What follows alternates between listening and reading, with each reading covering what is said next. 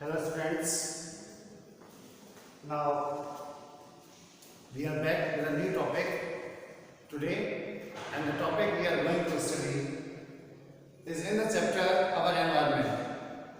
इस Our Environment chapter को हमने परसों शुरू किया था और शुरू करने के बाद हम लोगों ने इसमें स्टडीज की थी कि एनवायरनमेंट क्या है, हमने जाना था इकोसिस्टम क्या है, और आज हम स्टडी करने वाले हैं इसके डिफरेंट टॉपिक्स की, that is food chain, food web and pyramids. तो स्टूडेंट्स, कल मैंने आपको बताया था कि जो भी हमारे कंपोनेंट्स होते हैं वो दो तरीके के कंपोनेंट्स होते हैं, that these are biotic components and abiotic components. आज उन्हीं को आगे लेके हम सबसे पहले स्टडी करने वाले हैं फूड चेन की, फूड चेन।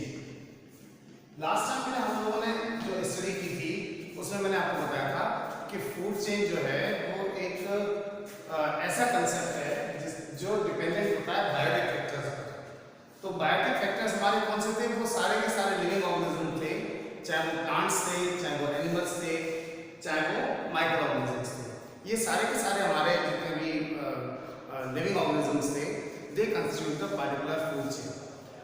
किसी भी पार्टिकुलर इकोसिस्टम में, बेटा याद रखेंगे कि किसी भी पार्टिकुलर इकोसिस्टम में कोई भी फूड चेन में सारे के सारे बायोटिक ऑर्गेनिजम्स पार्टिसिपेट करते हैं, और बायोटिक ऑर्गेनिजम्स पार्टिसिपेट जब करते हैं तो वहां पर शुरुआत होती है हमेशा एक प्रोड्यूसर से, यानी कि प्लांट से। बेटा याद रखेंगे फूड चेन क्या है? It is a sequence of food distribution from producers to the consumers. Producer से कंज्यूमर की तरफ फूड के ट्रांसफर को हम फूड चेन के नाम से जानते हैं। Late us understand with a particular concept of it. मैं आपको कुछ फूड चेन लिख के बता रहा हूं यहाँ पर, और उन फूड चेन को लिखने के बाद फिर हम आगे डिस्कस करेंगे। एक सिंपल सी फूड चेन है, grass, dear, lion.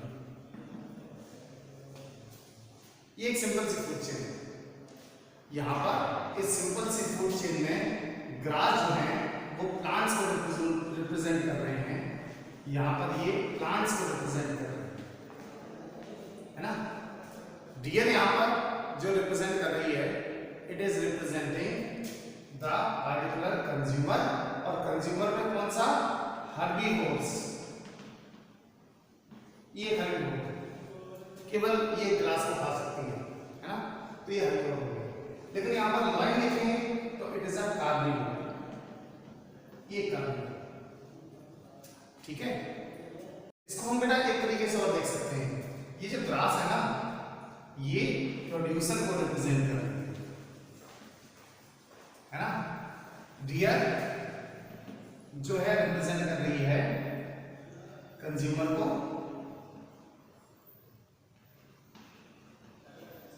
Primary consumer, और लॉयन यहां पर कार्निवोर को रिप्रेजेंट कर रहा है, ये रिप्रेजेंट कर रहा है कंज्यूमर को। लेकिन कैसा है ये? Tertiary consumer. तो ग्रास, डियर और लॉयन यहां पर प्रोड्यूसर कंज्यूमर को रिप्रेजेंट कर रही है, ये प्राइमरी कंज्यूमर डियर, और सेकेंडरी कंज्यूमर यहां पर हो गया लॉयन, सॉरी ये सेकेंडरी कंज्यूमर। अगर तीसरा एक और कार्निवोर आ जाता है then it will be tertiary consumer. Okay बेटा, हर एक स्टेप यहां पर, ये एक स्टेप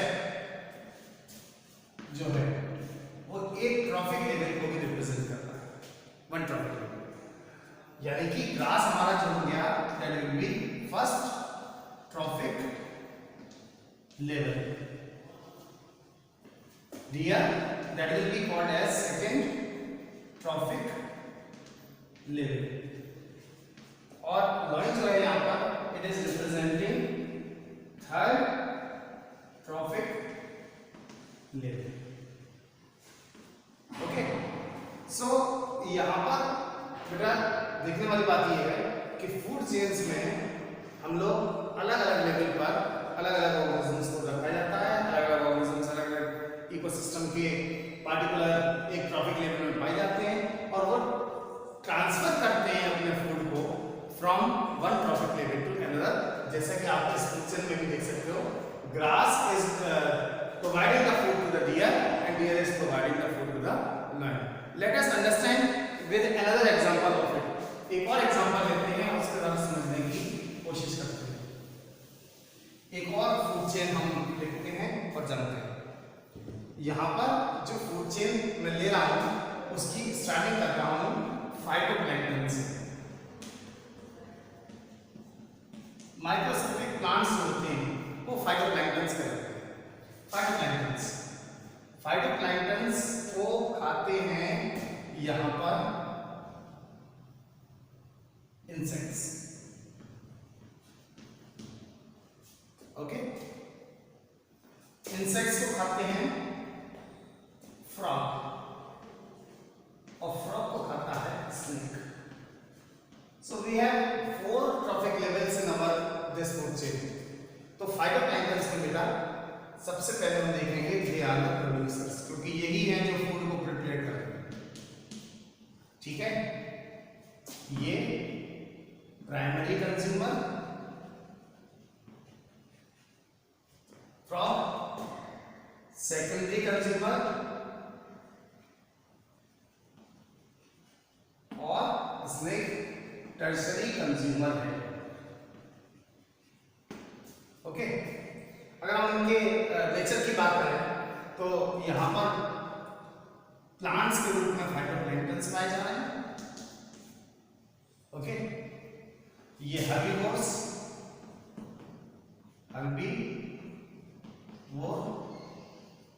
ये कार्निवोर और ये top carnivore.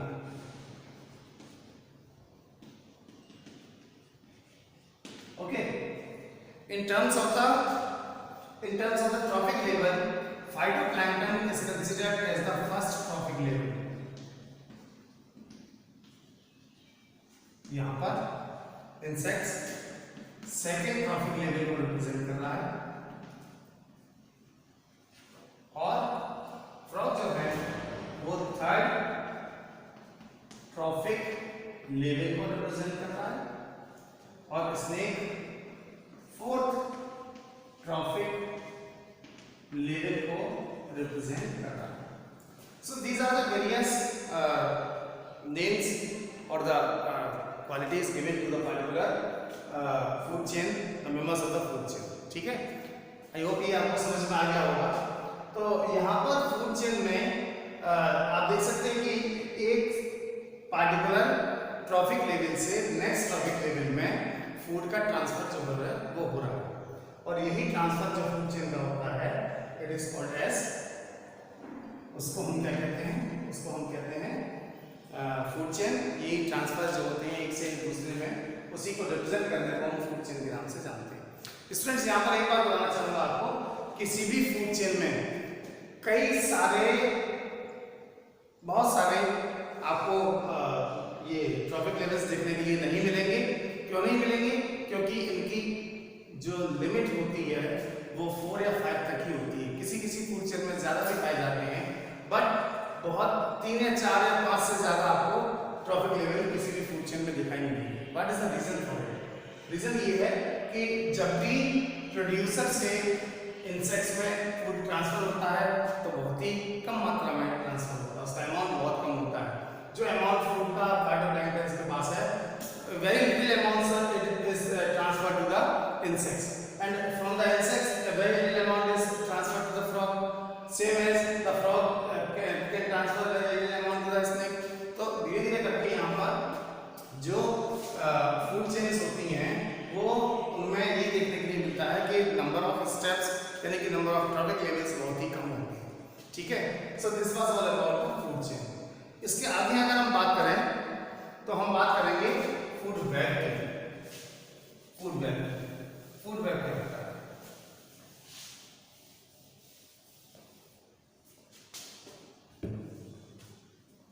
Food web web का मतलब होता है नेट, यानी कि जाल। एक पार्टिकुलर इकोसिस्टम में कई सारी फूड चेन्स एक साथ पाई जाती हैं और वो आपस में इंटरलिंक होती हैं, जुड़ी हुई होती हैं। इसी इंटरलिंकिंग ऑफ फूड चेन को हम फूड वेब के नाम से जानते हैं। तो आइए समझते हैं इसको क्या होता है interlinking of various food chains in a particular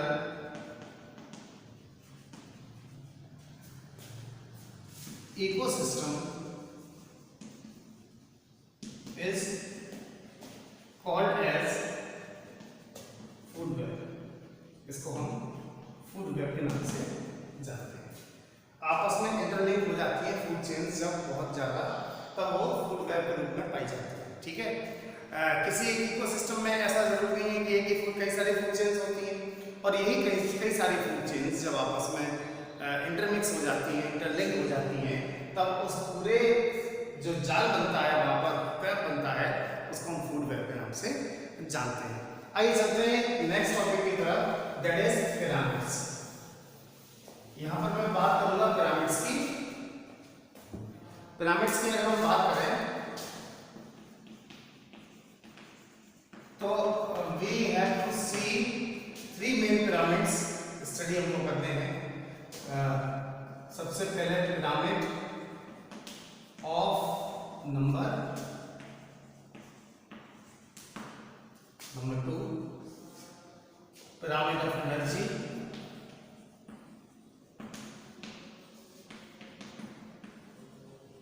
और तीसरा हमको स्टडी करना है पिरामिड ऑफ बायोमास।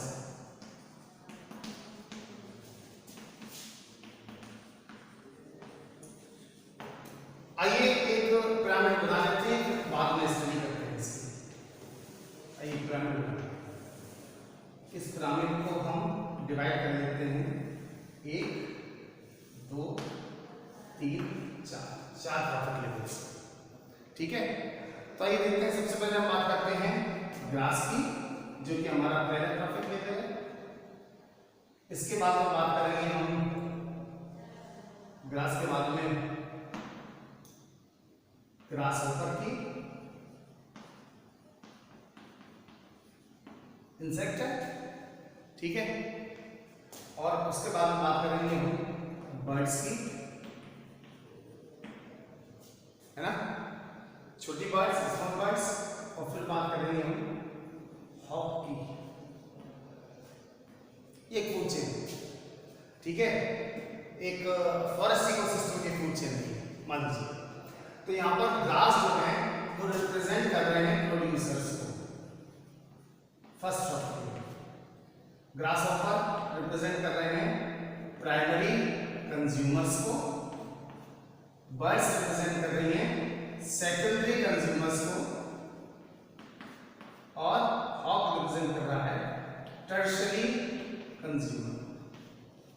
ठीक है, आइए ये करके जानते हैं हम इन पिरामिड्स के बारे में। सबसे पहले बात करेंगे पिरामिड ऑफ नंबर्स की। पिरामिड ऑफ नंबर क्या है?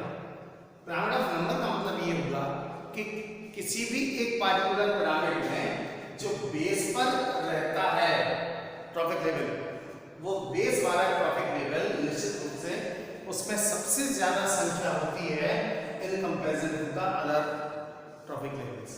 जैसे आप बात करें ग्रास यहाँ पर प्रोड्यूसर है, we can see the lot of plants around us, ठीक है, और उनकी संख्या भी बहुत ज्यादा होती है in comparison to the grass ऊपर साथ less amount in less amount. Okay, grass ऊपर की अगर हम तुलना करें बर्ड्स से कंपेयर करें तो बर्ड्स ग्रास ऊपर से काफी कम है, और बर्ड्स की अगर हम कंपेयर करें हॉक के साथ तो हॉक बहुत ही कम है।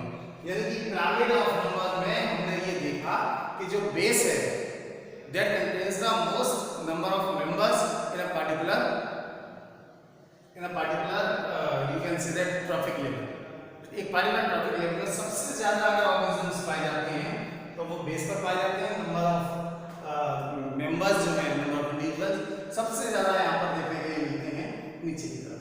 सेम इसी तरीके से पिरामिड ऑफ एनर्जी, एनर्जी की बात करें तो एनर्जी रिच सबसे ज्यादा कोई अगर मेंबर होता है किसी भी फूड चेन में तो that will be called as producer, ये प्रोड्यूसर ही होता है। उसके बाद में ये क्या कहते हैं प्राइमरी कंज्यूमर, तो सेकेंडरी कंज्यूमर और फिर टर्शरी कंज्यूमर। यानी जैसे जैसे हम एनर्जी के लिए भी बात करें तो जैसे जैसे हम ऊपर जाएंगे पिरामिड में तो एनर्जी जो है वो धीरे धीरे करके कम होती जाएगी।